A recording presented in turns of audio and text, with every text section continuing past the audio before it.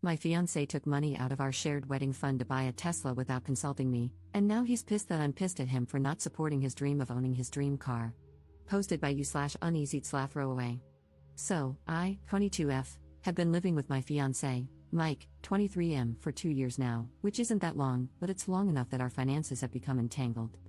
We've been engaged for a year and a half now and together for just over 4 years. I genuinely love him, and we've both done a lot of growing up over the course of our relationship. Fortunately, we have grown together, not apart. However, neither of us is without flaws. I'm still working on being a more direct communicator, for example. Anyway, the reason for this post: we pool our money into one big family pool and have since we got engaged. I'm better than he is at planning for things and setting up goals, so while we discuss everything and talk as equals and partners, the bulk of the responsibility for research and number crunching falls on me, which I am okay with. We're partners, and we each have our own strengths that we bring into the relationship.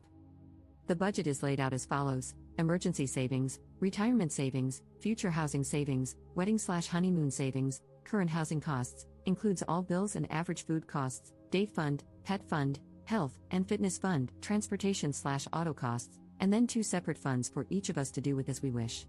I also ended up with a rather sizable inheritance, which he does not have access to. The inheritance is for the future, and I'm working on growing it. It's tied up in investments and not something that we're factoring into plans for our near future. When budgeting, I pretend that it doesn't even exist. I know for a fact that he burns through his fund quickly. He always buys the latest release AAA game, shells out for several MMO subscriptions, and spends the rest in in-game cash shops. I am 100% fine with this. This is not the issue here. The issue is that $1,000 recently went missing from our wedding fund. We're not planning a big wedding, and the wedding will, when all is said and done, cost around $2,000 itself. I was hoping to have another $500 for the honeymoon. By the way, because I'd rather save for a nicer house, I agreed to no engagement ring and just basic $100 wedding bands. I'm the furthest thing from a bridezilla. That's a lot of money to just go missing, especially since we're both still students working somewhat crappy student jobs. I'm actually quite proud of myself for calmly and bluntly asking what happened to that $1,000, and he informed me that he had reserved a Tesla Model 3 for himself. He could tell that I wasn't thrilled about it, and he asked if I was upset. I said, yes, but I don't want to talk about it right now. He asked if I was going to do some research, and I said, yes, and went off into my study area. Things have been a bit weird since then. He's angry with me because he doesn't feel like I'm supporting him, and he says I must not want him to have nice things, like his dream car. Now, I've already secured my first job out of college. On just my salary alone, we would be able to afford the Model 3, but I have strong feelings against living at your means right out of college. I personally feel like you should live as if you're still in college, as far as budgeting goes, for the first few years in order to make big purchases like a house and set yourself up for future success. He had said that he agreed when we set up our goals together and discussed this, and I am hurt and upset that he didn't talk to me about this major purchase before going through with it. He still hasn't gotten any job offers that he's interested in. They didn't offer good enough packages. I think he feels like he needs to get a better offer than me because none of the offers were skimpy, they were on par with or slightly below mine. I feel like he's trying to spend money that we don't have, for himself, without even thinking about how it could impact everything else. That $1,000 could have been shifted from the wedding fund to the moving costs fund, for example. I strongly feel like it could have been better spent. We are both still driving our beaters, but when we relocate for my job, we can easily get rid of them thanks to the amazing public transport that will be available to us. We even talked out the plan for transportation months ago when my offer was still just tentative. Relevant comments. Commenter. Well, the car will not be coming out for a few years, so you'll have enough time to discuss your finances before then. He should have talked to you before reserving one, though. This is a decision that affects both of you. The financially smart decision would be to set a budget you both agree on and then cross-shop if you need a car. I think that coming out of college, a new car really isn't necessary, and there will be plenty of alternatives besides the Tesla hype. If he still insists on buying one, tell him to save up for it with his personal money alone.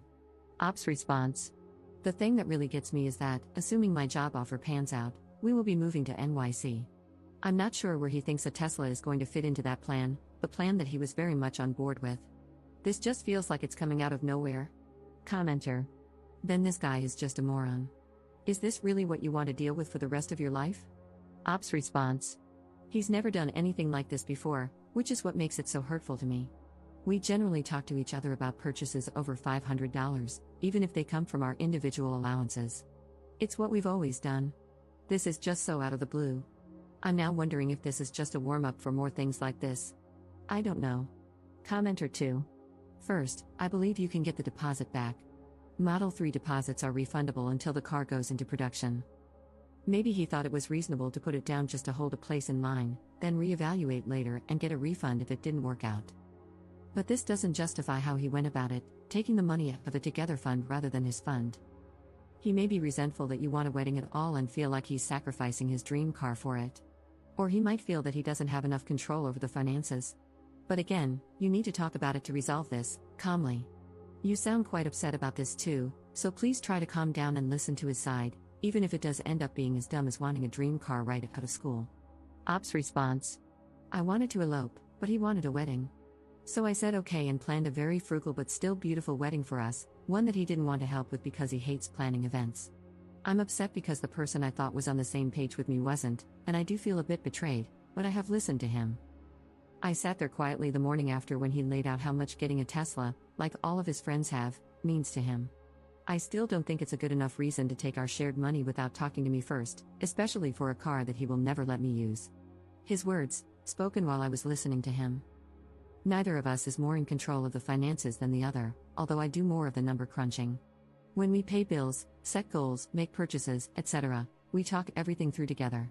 Commenter 3. So, he committed to a $35,000 purchase without consulting you, has no job lined up, so you might end up paying the entire $35,000, and you can't even drive it, even if you pay for it. Is this all correct? Don't walk, run. You don't deserve to be involved, for a lifetime, with a guy who doesn't seek your advice for major purchases, goes behind your back, and breaks your trust. As they say, the best predictor of future behavior is past behavior. While this isn't universally true in every case, repeated behavior and patterns are likely to continue unless a person is undergoing significant self-reflection and growth. You are a very sweet fruit for the picking, especially with the mentioned inheritance, so be very careful. Do not ignore the red flags, your reservations, and your concerns about his behavior. Update 1 day later. I don't know how many of you wanted an update, but I'm giving one because I feel like I owe it to this community. You all saved my tail and helped me wake the hell up. I read every single comment that was sent to me, and I took them to heart. I realized that my relationship with Mike is toxic and that I needed to get out of it. I graduate next month and have my dream job secured. I might be in pain right now, but it will pass, and I will build a life for myself. This all moved pretty quickly. This morning, I told Mike that I needed to talk to him, and it was important. We talked about the Tesla and why he would commit to purchasing something, knowing full well that it conflicted with our standing plans and without even talking to me like a partner. He made a comment about not wanting to have to ask permission to buy something as simple and basic as a car, and I reiterated that he doesn't need permission, but he does need to include me in large plans that impact us both. I know I sounded very rigid when it came to money in my post, but I'm really not. I'm just well organized, and I pride myself on that. There is plenty of room for spontaneity, and we both have somewhat generous pools of money to do things with, and I've never questioned any of his purchases before or wanted him to ask permission for anything. I just wanted to be included in the thought process. He told me that he was considering taking out a loan for the car, and we went through all the reasons why that was a bad idea, especially with his massive student debt. He lashed out at me because I'm apparently approaching this from an unreasonable position of privilege, that I don't have any student debt and don't understand how all debt can be good. I don't have debt because I got some great grants and scholarships, and the meager loans I did take out have already been paid off. My education wasn't handed to me, as he was implying. I became emotional during our talk, and I told him that I had to call the wedding off and that I would be moving out because this is an irreconcilable difference. I can't be with someone who doesn't share the same goals that I do, or at the very least, have respect for me as a person. He didn't seem to care and went back to his computer to play one of his games. That was several hours ago, and I've been busy sorting things out. We rent from his dad, and I was never on the lease, so I don't have a landlord to work anything out with since it was all under the table anyway. I still alerted his dad that I'm moving out, and he surprisingly wished me well and told me that he knows I'll be a success someday and he's just glad that he'll be able to say he knew me when. That hit me so hard. I'm finding that I'm more upset about losing his family than I am about losing him, at least right now. My parents are both gone, and his family stepped up majorly and made me feel like I still had a family. Anyway, untangling assets has been very easy since we maintained separate accounts. I just deposited money into his for his spending account, and we're only legitimately joined on the wedding account. I'll get that closed down this week. I'm writing off the $1,000 as a loss and will let him deal with the Tesla mess on his own. Who knows, maybe he will sort everything out, but I didn't want to go along for that ride. I'm writing this from my best friend's place. She's insisting that I stay here with her until I have to leave, and I am so thankful for that. I had never told her everything that was going on with us, and she was horrified that he'd done any of what he did, really. She offered to round up her brothers and cousins and go give him a talking to, which made me laugh. She's sweet, and she's helping me cope with my feelings about everything that happened. I'm feeling sad and down, but I'm also already feeling relieved. Most of my things are already out of the apartment and in my friend's garage. I'll be getting a storage unit this week as well, but she's telling me there's no rush. Gah, sorry for all the rambling. Anyway, thank you all for helping me see the things I didn't want to see, or couldn't see, because everything had just been so normalized.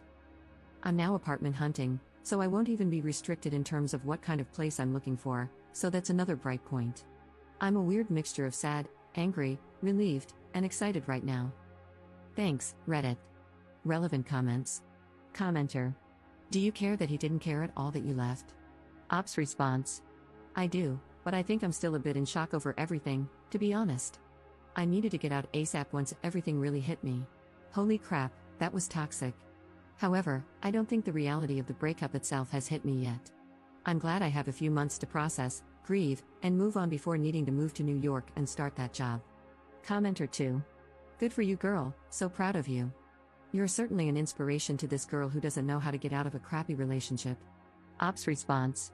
Honestly, having a bunch of random people who don't know me scream at me like, "What the hell are you freaking doing? Are you a moron?" helped a lot.